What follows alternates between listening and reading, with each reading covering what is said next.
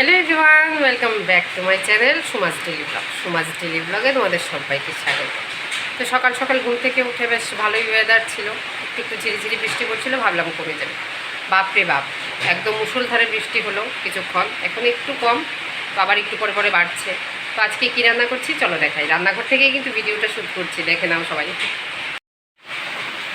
কি বলো তো, এইটা কী রান্না করছি বলো তো? কচু কচু কচু বাটা করছি।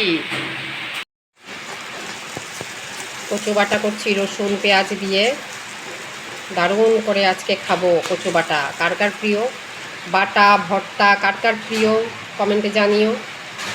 এই দেখো কচু বাটা কেমন হয়েছে, কেমন লাগছে দেখতে, খেতেও খুব টেস্টি। সকাল থেকে যে বৃষ্টি শুরু হলো কমার নাম নেই, এখন একটু কম, কিন্তু সারাদিনই হয়তো এই অবস্থাই থাকবে, একদমই ভালো লাগছে না।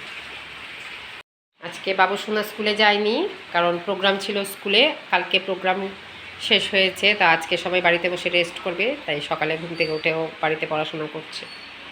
তো আবারও রান্নাঘরে চলে এলাম, সব পরিষ্কার করে মুছে কাজ কমপ্লিট করে ফেললাম, রান্নাও কমপ্লিট, রান্নাঘর পরিষ্কার, রান্নাঘরের কাজ মোটামুটি কমপ্লিট করে ফেলেছি। এখন চান করব, পুজো দেব।